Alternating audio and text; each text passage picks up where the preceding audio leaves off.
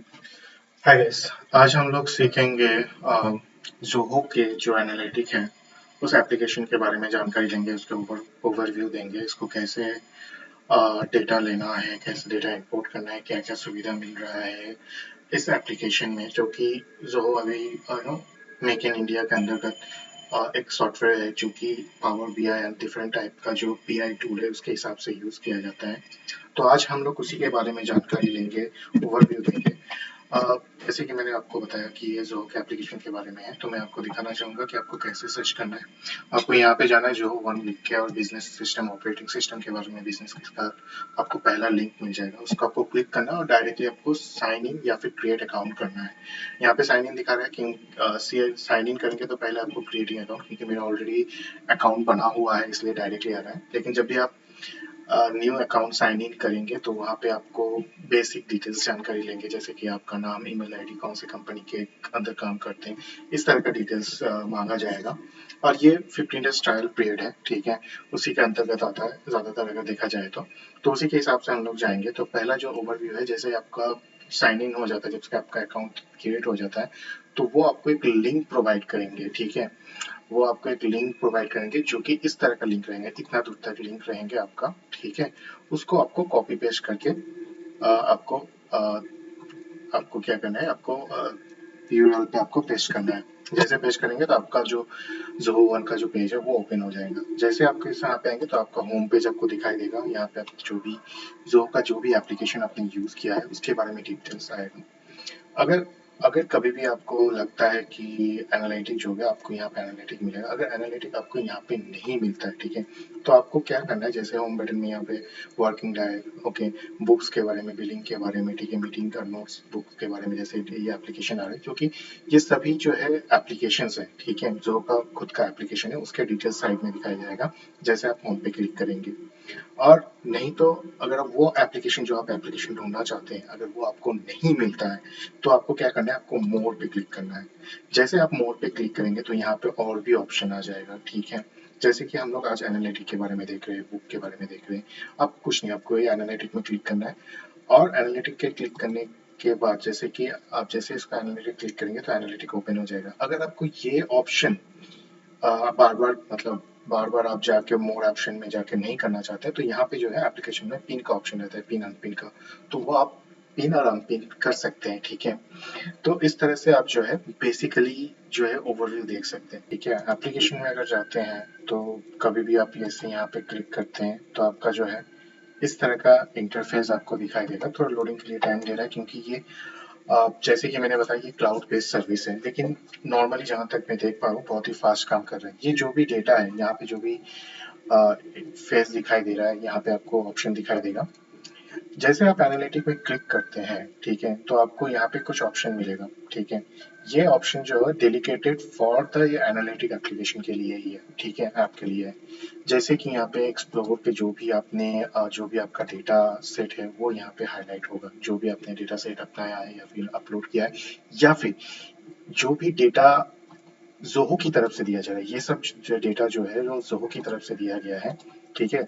ये book of invoice का, inventory का, ज़ोहो सब्सक्रिप्शन का, ठीक है, इस सभी डिटेल्स जो है ये डायरेक्टली ज़ोहो दे रहा है, ठीक है। अगर चाहे तो आप इसको अपलोड भी कर सकते हैं। यहाँ पे जो है आपको डैशबोर्ड का ऑप्शन मिलेगा, जहाँ पे आपको क्रिएट न्यू डैशबोर्ड करके आप कोई भी डैशबोर्ड बना सकते हैं, चार्ट बना सकते हैं, या डिफरेंट टाइप ऑफ एक्टिविटीज आप कर सकते हैं, ठीक है। ये रिपोर्ट हो गया, जब भी आप किसी की तरह भी आप रिपोर्ट जनरेट करते हैं, रिपोर्ट बनाते हैं, ठीक है, तो उसका डिटेल्स यहाँ पे रहता है, ठीक है। जैसे कि आप देख लीजिए, इसका रिपोर्ट यहाँ पे शो करेगा, इनवॉइस का रिपोर्ट क्या है यहाँ पे शो करेगा। किस तरह से आप देखना चाहते हैं, कॉम्पैक्ट में देखना चाहते हैं या टैबुलर फॉर्म में देखना चाहते हैं, वो आपको यहाँ पे डिटेल्स मिलेगा। क्योंकि हाल ही में इसमें कोई डिटेल डेटा नहीं है, इसलिए यहाँ पे नहीं दिखाई दे रहा है। तो जहाँ तक मुझे पता है ये डेटा आपको, हम्म, ठीक है, ये चीज़ें तो आपको यहाँ पे अभी तक अपलोड नहीं हुआ है, क्योंकि ये ज़ोहो की तरफ से कुछ चीज़ें दिखाया जाता है, ठीक है। तो यहाँ पे कोई डेटा अवेलेबल नहीं है, इसलिए नहीं दिखाई दे रहा है ये सब चार्ट और रिपोर्ट, ठीक है। तो इस तरह से आप चेक कर सकते हैं, ठीक है। और जैसे जैसे आप कोई भी चीज़ ओपन करते हैं, एक नया टैब यहाँ पे ओपन होता रहेगा, ठीक है, ये ध्यान में रखिएगा, एक नया टैब ओपन होता रहेगा, ठीक है। और नहीं तो ये जो है नॉर्मली व्यू है।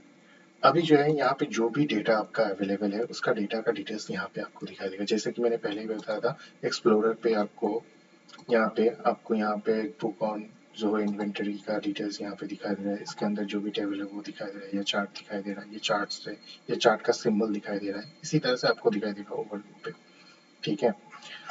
और यहाँ से आप अगर क्रिएट डेटा आपको मैंने बताया दिया था, जैसे कि यहाँ पे इसका जो है ज़ोहो बुक में जो भी अकाउंट्स है, कोई भी डिटेल्स है वो यहाँ पे दिखाई देगा आपको, ठीक है।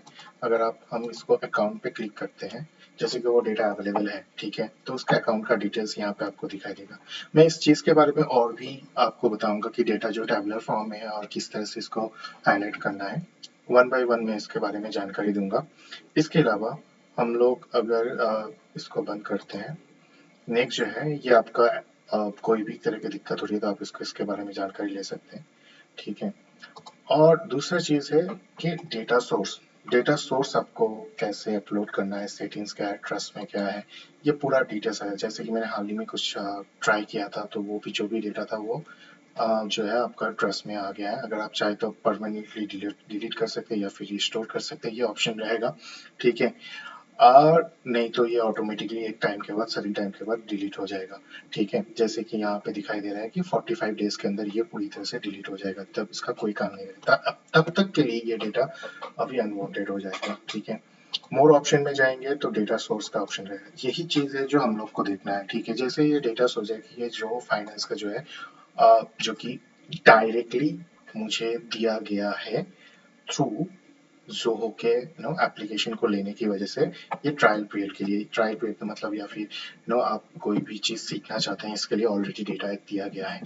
अपार्ट फ्रॉम दैट, मतलब इसके अलावा भी अगर आप चाहते हैं कि अपना डेटा को अपलोड करने के लिए, ठीक है, वो भी आपको यहाँ पे सेटअप दिया जाएगा, ठीक है।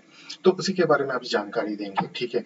तो उसके बारे में आपको क्या क्या सुविधाएं मिल रही है, क्या क्या मिल रहा है, उसके बारे में यहाँ पे एक चीज बता देते हैं। डेटा सोर्स के लिए ही हम लोग इस वीडियो को ज्यादा ध्यान देंगे, और डेटा को कैसे यूटिलाइज करना है, कोई भी तरह के चेंजेस करना है वो कैसे करना है, वो हम लोग देखेंगे इसमें।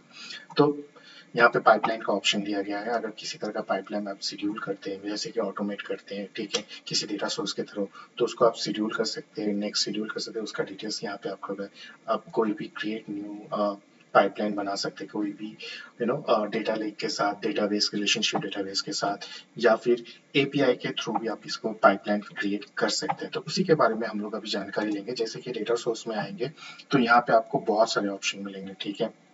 जैसे कि मैं आपको बताना चाहूँगा ऑडिट हिस्ट्री में क्या क्या है, कब कब हुआ है, उसका डिटेल्स आपको यहाँ पे मिल जाएगा, ठीक है।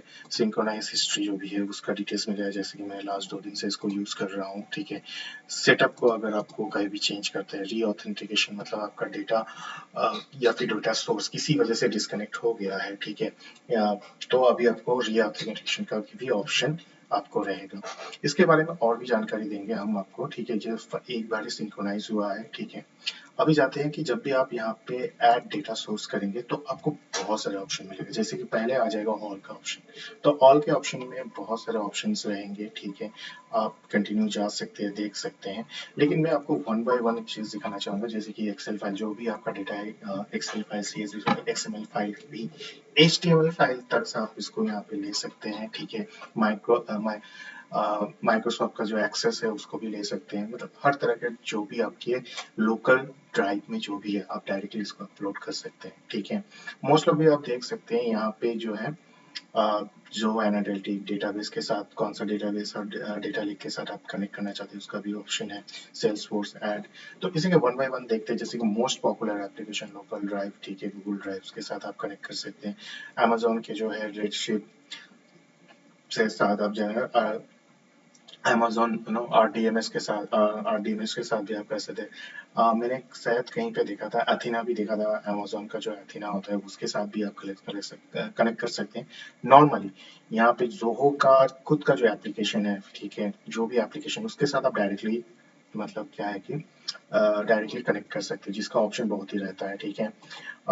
इसके अलावा मतलब हर एक सेक्शन दिया गया है कौन से लिए, ठीक है। जैसे कि ये फाइल और सीट के मतलब लोकल ड्राइव के साथ आप कुछ भी अपलोड करें, जैसे कि एक्सेल फाइल हो गया, लोकल फाइल जो भी है, इंटरनेट के थ्रू आप कोई भी फाइल कनेक्ट करें, यूआरएल के थ्रू आप कनेक्ट करना चाहते हैं, ठीक है।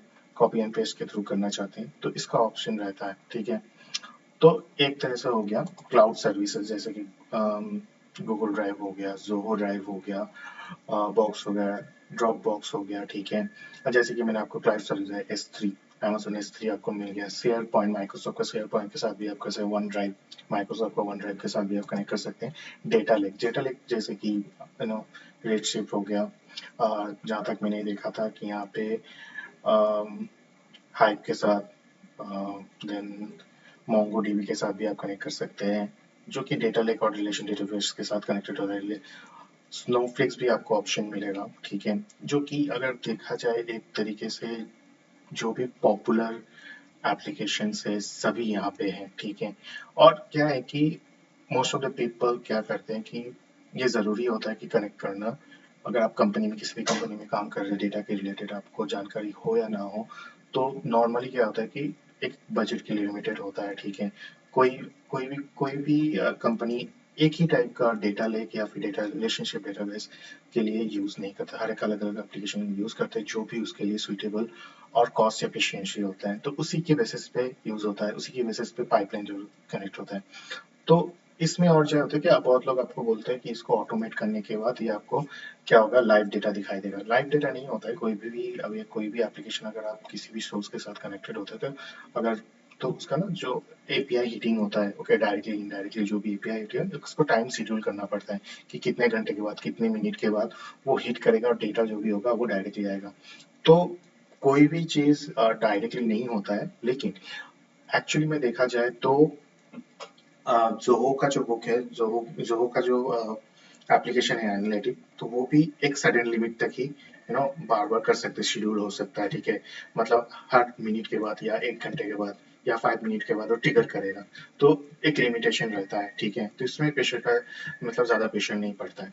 अगर आप ज्यादातर देखेंगे कि अमेजोन में अगर आप AWS ग्लू कभी यूज किया या फिर AWS ग्लू का अगर आपने कोई भी सेटिंग्स देखा है तो उसी के ऊपर अगर देखा जाए उसका शेड्यूल का एक ऑप्शन रहता है जिसमें आपको शेड्यूल करना है कितने मिनट के बाद वो ट्रिगर करेगा वो डेटा लेक के साथ, ठीक है। और वो कहीं पे जाके स्टोर होगा फिर से, ठीक है। अगर शेड्यूल करते हैं तो one form to another form में जाएगा।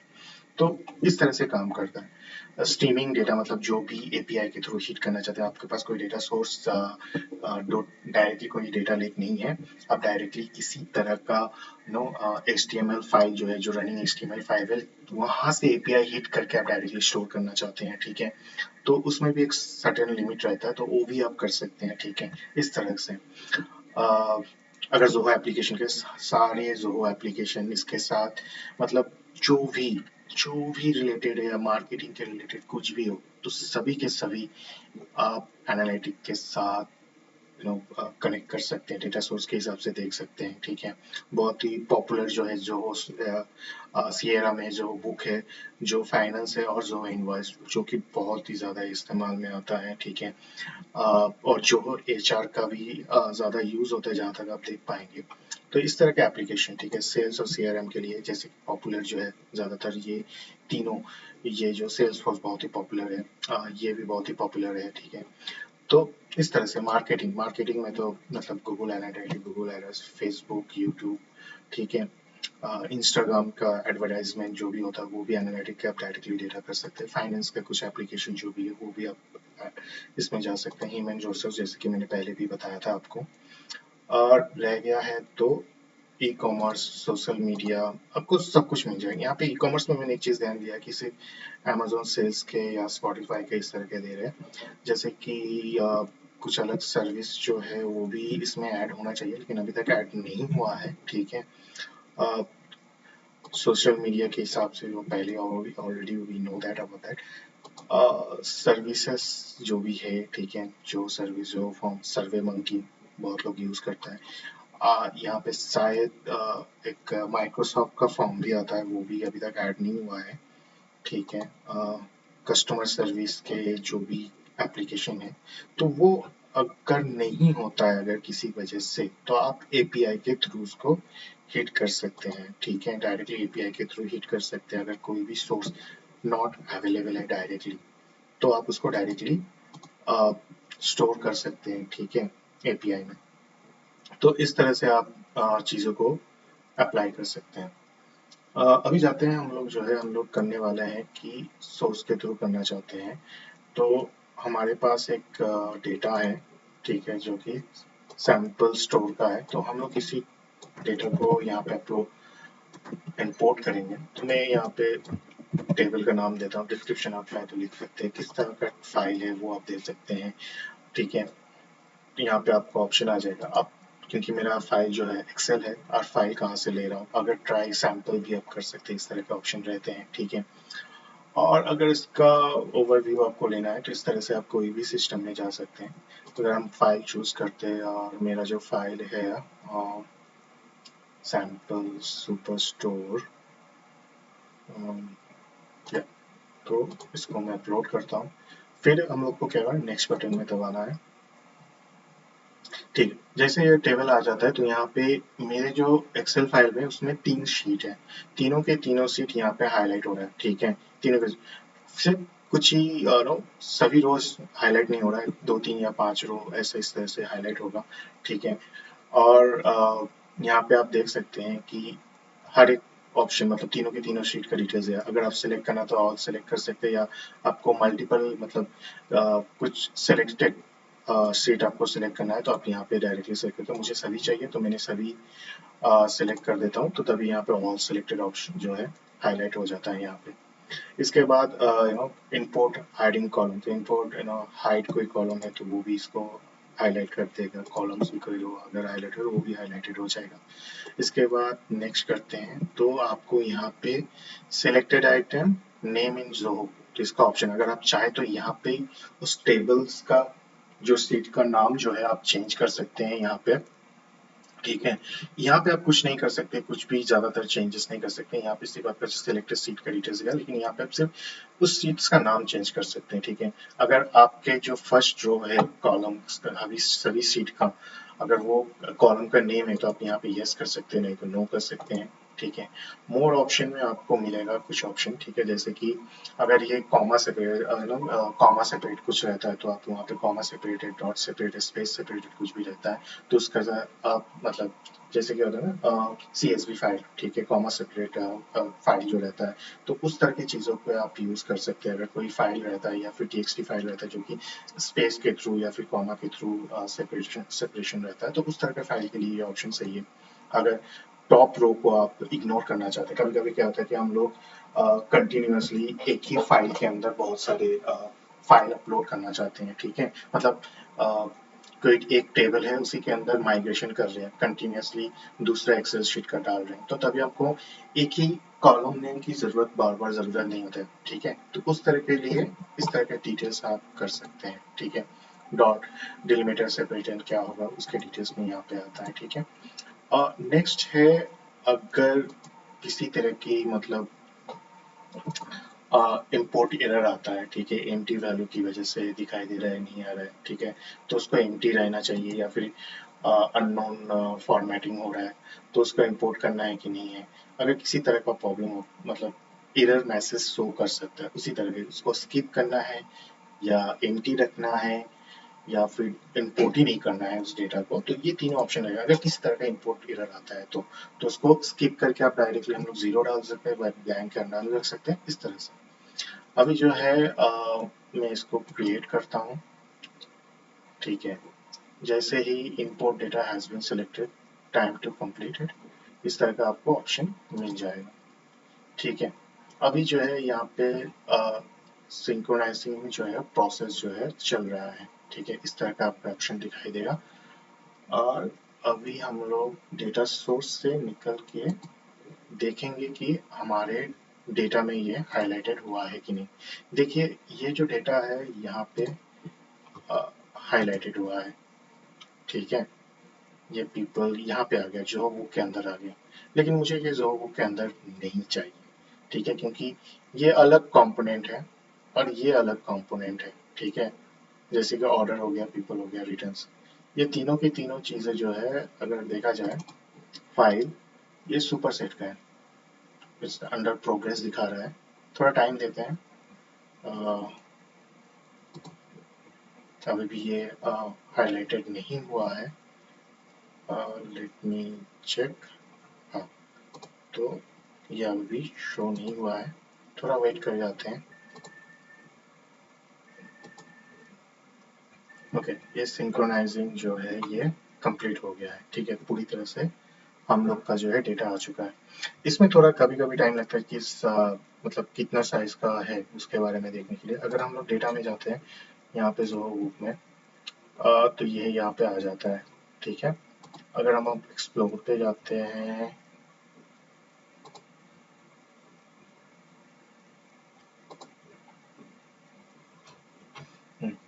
तो इस तरह से मुझे पूरा डिटेल्स मिल गया है, ठीक है। यहाँ पे जोहो बुक में इनवॉइस में भी आपको यहाँ पे नहीं दिखाई देगा, यहाँ पे आपको दिखाई देगा, और डेटा सेक्शन में भी आपको दिखाई देगा। तो हम लोगों का काम क्या है कि ये तीनों जो है अलग सेपरेटेड है, ठीक है। जैसे कि एक फोल्डर बनाया गया है, उसके अंदर और एक फोल्डर बना के किया गया है। अगर आपको कहीं भी आप नया डेटा अपलोड कर रहे हैं या फिर किसी भी पाइपलाइन के साथ कनेक्टेड हो रहा है, उसका अलग सा फोल्डर होना चाहिए, वो अलग अलग सा कम्युनिटी होना चाहिए। तो आपको यहाँ पे कुछ नहीं, आपको क्या करना है, न्यू फोल्डर पे क्लिक करना है, एक फोल्डर का नाम देना है, ठीक है, और उसका डिस्क्रिप्शन देना है, आपको क्रिएट करना है, तो आपको एक फोल्डर बन जाएगा यहाँ पे डेटा सोर्स में। मैंने ऑलरेडी एक बना के रखा था जो कि सुपरसेट स्टोर बोल के है।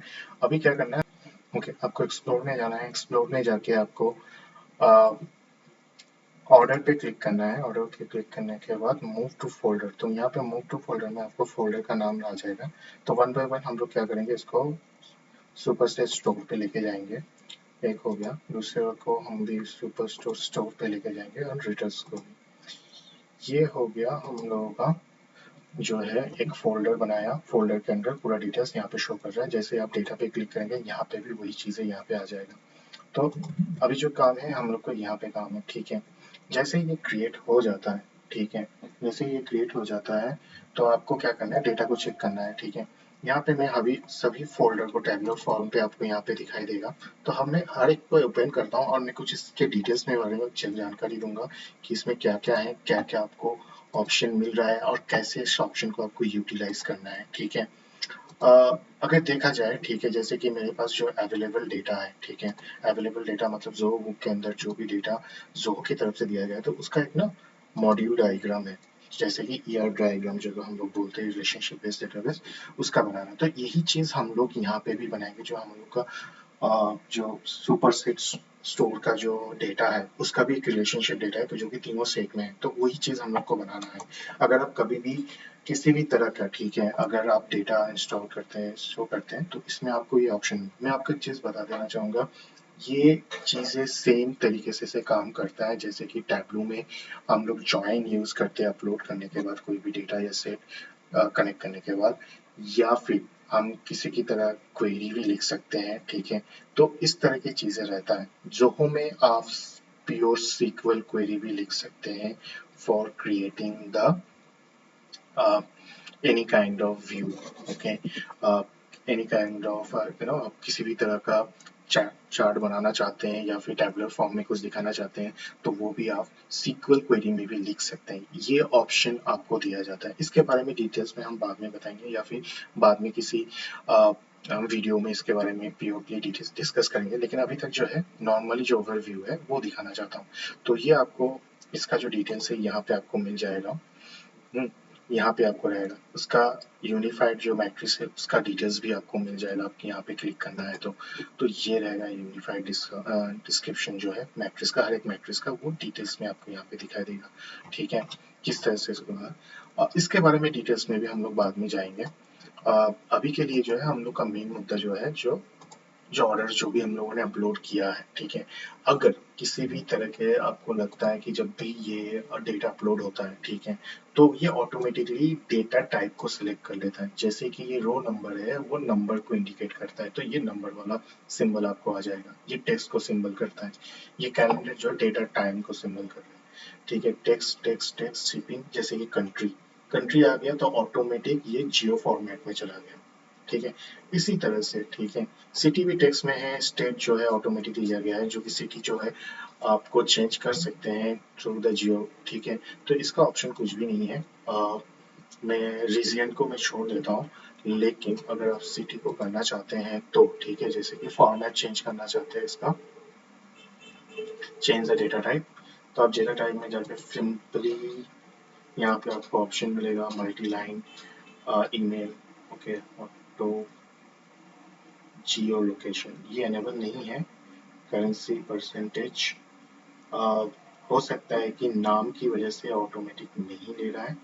यहाँ पे सिटी है, कंट्री है, state, zip code, airport, okay, ये ऑटोमेटिकली लेता है, लेकिन ये जियो लोकेशन को नहीं ले रहा है क्योंकि सिटी के हिसाब से, या ये सिटी जो है सिटी के हिसाब से आप इसको जियो में डाल सकते हैं एंड इसको ओके कर सकते हैं। तो ऑटोमेटिक जो भी सिटीज है, ठीक है, उसका नाम इसे जियो में आ गया। देखिए ये पूरी तरह से country, city, state, postal code भी, ये भी आपका डेटा टाइप चेंज होने वाला है। तो हम लोग पहले इसको सिलेक्ट करेंगे, मोर ऑप्शन में जाएंगे, चेंज द डेटा टाइप में जाएंगे और यहाँ पे जाके हम लोग जिप कोड पे क्लिक करेंगे तो ये ऑटोमेटिकली ले लेगा। ठीक है, कभी कभी ये ऑटोमेटिकली ले लेता है, अगर नहीं होता है तो आप यहाँ पे इस तरह से चेंज कर सकते हैं डेटा टाइप को। ठीक है, जो कि बहुत ही इंपॉर्टेंट है। ठीक है, अगर हम लोग चाहते हैं रीजन को, वो भी चेक कर सकते हैं, क्योंकि मेरे ख्याल से रीजन का कोई ऑप्शन नहीं है, फिर भी हम लोग वो चेक कर लेते हैं। जैसे कि न्यूमेरिक में हो गया zip code, state and provision, language, longitude, date और ड्यूरेशन, ओके, आपको इतना तक ही मिल रहा है। रीजन आपको नहीं मिल रहा है। स्टेट और प्रोविजन में मुझे चेक करना होगा क्योंकि अभी तक मैंने इसको चेक पूरी तरह से चेक नहीं किया है, लेकिन ये भी रीजन अगर देखा जाए तो साउथ वेस्ट ईस्ट भी जो है रीजन जो है वो भी आ जाना चाहिए, लेकिन यहाँ पे कोई डेलिकेटेड नहीं दिया गया है। तो स्टेट तक ही ठीक है, प्रोविजन तक ही ठीक है। हाँ, कॉन्टिनेंट भी आ सकता है इसमें, ठीक है, बट यहाँ तक तो ठीक है और ज़रूरत भी नहीं है, इतना तक ही काफ़ी होता है। और जो भी और भी ऑप्शन है कि आप डिलीट कर सकते हैं कोई भी डेटा, तो आप जब भी डिलीट करो ध्यान से डिलीट करो, जब भी वो डिलीट होगा वो परमानेंटली डिलीट हो जाता है या फिर कुछ दिन के बाद ऑटोमेटिकली डिलीट हो जाता है। ठीक है, आप सॉर्ट कर सकते हैं, कुछ नया फिर ऐड कर सकते हैं कॉलम। ठीक है, फॉर्मेटिंग, कॉलम का फॉर्मेटिंग, कंडीशन फॉर्मेटिंग भी आप लगा सकते हैं। ठीक है, ये ऑप्शन मोड पे आपको मिल जाएगा। फाइंड एंड रिप्लेस, आपको किसी तरह का चीज़ चेक करना है। ठीक है, और स्प्लिट अगर कॉलम को, जैसे कि एक ही कॉलम में बहुत सारा नाम चीज़ें रहता है तो वो भी आप स्प्लिट करके चेक कर सकते हैं। ठीक है, ये हो गया। हाइड कर सकते हैं किसी रिकॉर्ड को, हाइड, फ्रीज, कॉलम फ्रीज कर सकते हैं जैसे कि एक्सेल में होता है उस तरह का फ्रीज कर सकते हैं। डेमोग्राफी डिटेल्स भी आप ले सकते हैं। मॉडल डायग्राम, उसके बारे में हम लोग बात करेंगे, इसको चेक करेंगे कैसे करें। मोर इन्फॉर्मेशन में हम लोग क्या देख सकते हैं, ये देख लीजिए कि मैंने कभी, मतलब इसका डिटेल्स जो है, हर तरह का डिटेल्स, कहाँ से मैंने डेटा सोर्स से, किस तरह का एप्लीकेशन शेड्यूल है या नहीं, हर एक चीज़ के बारे में डिटेल्स यहाँ पे दिया जाएगा। तो ये एक तरह से ओवरव्यू हो गया। ओके, मतलब फ्रीज हो गया, डेटा टाइप हो गया। ओके, जैसे कि पहले मैंने दिखाया था ईयर डायग्राम या फिर रिलेशनशिप कैसे यहाँ पे लेना था, मैं आपको एक चीज़ बताना चाहूँगा कि यहाँ पे आपको एक ऑप्शन मिलता है। ठीक है, जो एडिट डिज़ाइन में जाएंगे तो आपको यहाँ पे डिटेल्स मिल जाएगा, कॉलम का डिटेल्स, मतलब जो मेरा अभी सिलेक्टेड है वो है ऑर्डर सिलेक्टेड है, पीपल सिलेक्टेड। अगर आप लुकअप में जाते हैं तो ये दो ऑप्शन देंगे आपको। ठीक है, एक है कि ऐड लुकअप मैनुअली, जो कि हम लोग रिलेशनशिप बनाते हैं पावर बीआई में या फिर टैबलू में, वो ऑप्शन रहता है। वो मैनुअली भी होता है, वो ऑटोमेटिक भी ले लेता है, दोनों दोनों एप्लीकेशन और बीआई टूल में। अगर आप गेट सजेस्ट में जाते हैं तो ये सजेशन देता है। ठीक है, लेकिन ये जो सजेशन है वो इनवैलिड है। ठीक है, क्योंकि मेरा यहाँ पे इनवॉइस का कोई डिटेल्स नहीं है, मुझे नहीं चाहिए। रीजियन के साथ ऑर्डर सही है, लेकिन कस्टमर के साथ ऑर्डर डिटेल्स, मेरा कोई कस्टमर टेबल है ही नहीं। रिटर्न्स के साथ ऑर्डर, ये सही है, लेकिन ये मेरा गलत होगा। तो इसीलिए क्या करेंगे, हम लोग मैनुअली कर सकते हैं, ऐड लुकअप मैनुअली, ये भी कर सकते हैं। लेकिन इसमें एक प्रॉब्लम है कि ये आपको ऑप्शन जो है आपको ढूंढ के सर्च करके करना पड़ेगा। ठीक है, कौन सा है। आप यहाँ पे ऑर्डर से सेलेक्ट कर सकते हैं कौन सा होगा। ठीक है, ऑर्डर टेबल में देखिए, ऑर्डर टेबल में जो भी डिटेल्स है, ठीक है, जैसे कि हम लोग को क्या चाहिए ऑर्डर में, ऑर्डर आईडी हम लोग ले लें। ये जो ऑप्शन यहाँ पे दे रहा है चूज कॉलम, ठीक है, किसका दे रहा है, पहले हम लोग को हर एक कॉलम, हर एक टेबल यहाँ पे दिखाएगा, रिटर्न्स का टेबल दिखा रहा है। रिटर्न्स में आप हमारे पास जो है ऑर्डर है, उसको हम लोग कर सकते हैं, ठीक है। यहाँ पे क्या होगा, 1 to 1 रिलेशनशिप होगा। अगर आप डेटा को अगर देखते हैं रिटर्न्स में, तो यहाँ पे जो आईडी है वही आईडी प्रेजेंट है इसी में, क्योंकि एक ही ऑर्डर आईडी एक ही बार ही रिटर्न्स हो सकता है, बार बार नहीं हो सकता है, ठीक है। इसीलिए 1 on 1 रिलेशनशिप यहाँ पे हम लोग स्टेब्लिश कर सकते हैं। ऐड लुकअप में जाके कर सकते हैं, लेकिन मैं आपको और एक चीज बताना चाहूंगा जो कि बहुत ही यू नो डायरेक्ट फेज में होता है, बहुत ही अच्छी तरह से होता है। कुछ नहीं, यहाँ पे भी मैं आपको चीज दिखाऊंगा जो कैसे करना है। मैं और एक ऐड लुकअप कर लेता हूँ जो कि ऑर्डर के साथ होगा कस्टमर नेम, ठीक है। और ये रिलेशनशिप कहाँ पे होगा, ये रिलेशनशिप होगा हमारे पीपल के साथ। पीपल वाला टेबल हम लोग को ढूंढना है,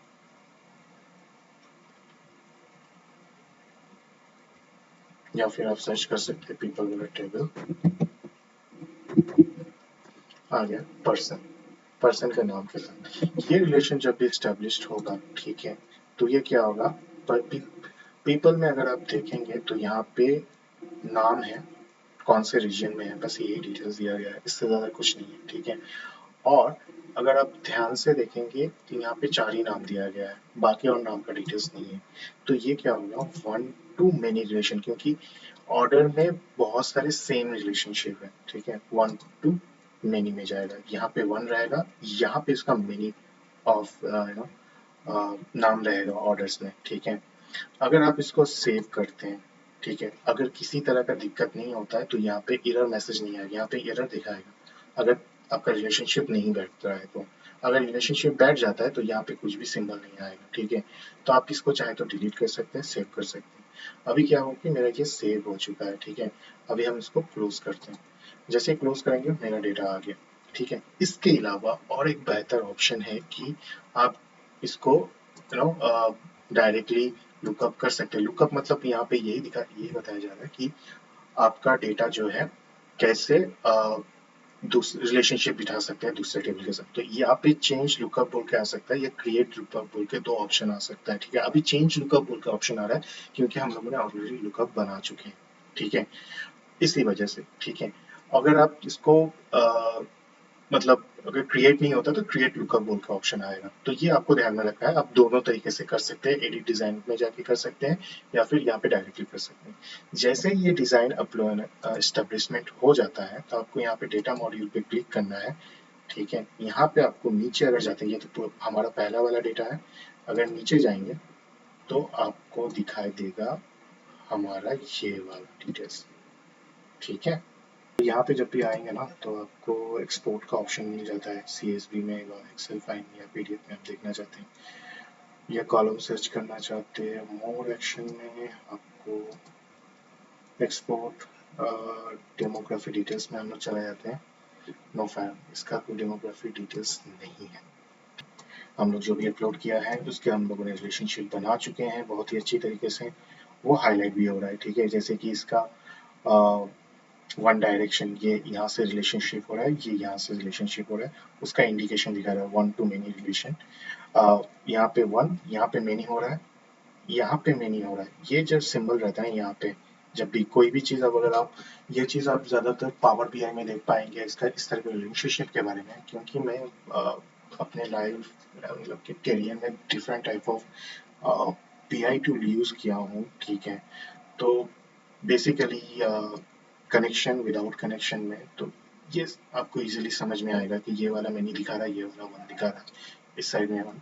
अगर कभी भी पावर BI में यूज करते हैं, यहाँ पे क्लिक करने से उसका ऑप्शन भी मतलब रिलेशनशिप बता दिया जाता है। नॉर्मली इसका दिखा रहा है किस तरह का, लेकिन पावर BI में एक फैसिलिटी है कि आप यहाँ पे क्लिक करेंगे उसका फुल डिटेल्स के साथ एक डिटेल्स मतलब एक इन्फो आ जाता है, कैसे समरी आ जाता है, वो आप देख सकते हैं इसमें, ठीक है।